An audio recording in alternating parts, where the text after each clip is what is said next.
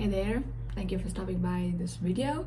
This is Baz and this is my very first video on YouTube. In this video, I am going to complete reading this book which I have already started by Jan, I guess. So this is Train to Pakistan by Khushwant Singh. So I have read 150 pages already, which is good.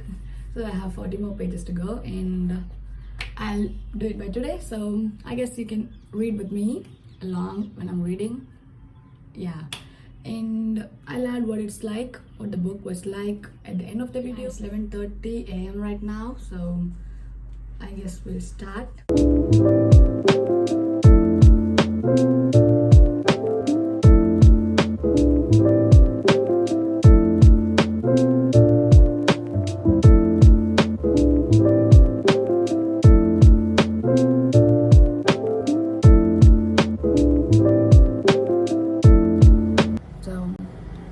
I've read this book right now, so I'm thinking of reviewing, as I said. So let me start from how I'm feeling right now. So I'm not feeling very good.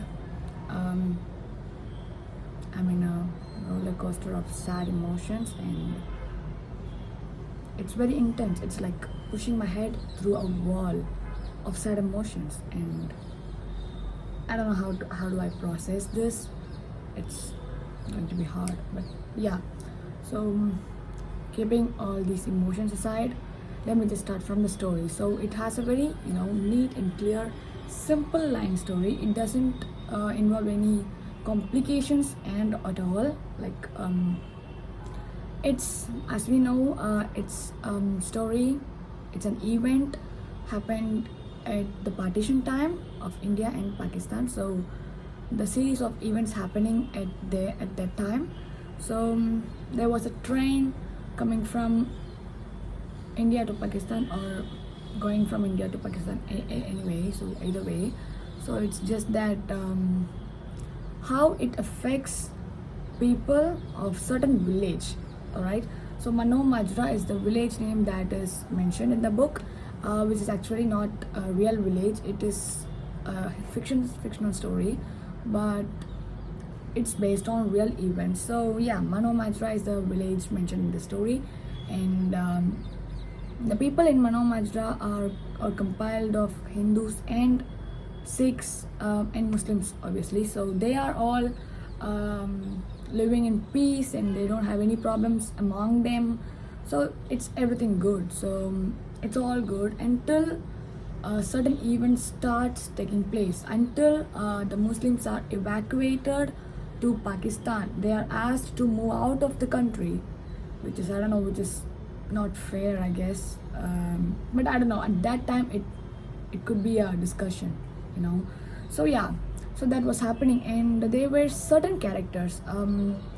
Jagat Singh, who is said to be the, I don't know, the dacoit of the village, which means a bad guy, a smasher, a gangster, some of that. So yeah, so he was taken to the police station without any evidence of him killing one person in the village. So there's this one Hindu personnel. He was killed one night, but then to calm down the village people, Jagat Singh was taken into the police station, and Iqbal Singh was an activist actually. So he was just visiting the village, and he was also taken to the police station because of his name. So his name was actually Iqbal Singh, but then when anyone asks his name, he used to say Iqbal because he doesn't want to bring religion into names. So there was a problem. So Iqbal is most commonly for Sikhs and Muslims as well, but the police wanted a Muslim guy to blame. So he was taken to the police station. So they were, the two of them were in the police station when everything was happening, like the evacuation is happening.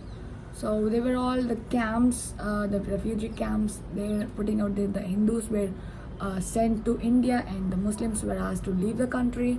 So there were chaos happening around. I what I'm afraid that the history may repeat now, because that's the thing happening in South India as of now. If we think about Hindus and Muslims, this is a very sensitive topic, and I don't think I am someone to talk about it right now. But yeah, as a person who have read this book, I think it doesn't seem very good, the situation what is going on right now. So anyway, back to this book. So yeah, this is what happening. I'm telling the outline. I don't want to spoil anything, because I really want everyone who's watching this video to read this book, or at least go and listen to some explanation about the story, because I really want people watching this, maybe 10 or 20, want you to read this book. If you like to read a book, or you can just go watch the movie. It's also taken as a movie, so you can just go watch the movie if you're not more of a reader, right? So that's what about the book. So then so this was happening, and there were more chaos. Everyone was evacuated, this and that was happening. One night, I don't remember the page number, so I'm just going to keep it there. So one night, an young man arrives to the village, and he triggers every six to like, there's a train going from India. Sorry, this is a spoiler. So if you have already read it or watched the movie, so please watch. If you haven't, I don't know, you may want to skip this. So there's this guy coming to the village, and he's saying, if you are a true Sikh, so he's just simply manipulating the people there. So he's saying, like, there's a train from India to Pakistan taking all the Muslims. So if you are a true devotee of, I don't know, the Sikh god, but he says that he mentions the Sikh god, I don't know, but yeah. So he's manipulating in the name of religion. He's saying our God wants this. So he's saying, so there's this train carrying the whole Muslims from this country to the another, to Pakistan. So he's saying we should kill everyone in the train. Actually, before this, there was this Pakistani train which came with whole Hindus and Sikhs dead bodies, which was unacceptable, and I couldn't read further than that. I was struck there. I couldn't even imagine, but that happened. So the one thing that I wanted to mention and I wanted to stress is that everything in this book isn't exaggerated. This has happened in real, like for real. I don't know how to process. So this guy triggers everyone to do this, and yeah, a group of people also accepts that we have to do that. Yes, we have to kill all the Muslims, and that's how we should, that's how we should, I don't know, that's how we should prove our religion is superior than them, something like that. But yeah, that's the point. So I have written down two statements that I felt really, impacted. So this is okay. I want to mention that the choice of words the writer have used is really mind-blowing, and there's a lot of times you just stop right there and think, damn, yeah. So I have these two sentences that I felt really blown. So one is that freedom is for the educated people who fought for it.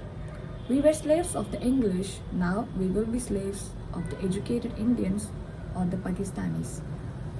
And I don't know what to say. It's happening right now. So even though this book has released in 1956, or am I right? I don't know. So yeah, 56. This still is happening. I feel like it's still the case. So I don't know what else to say.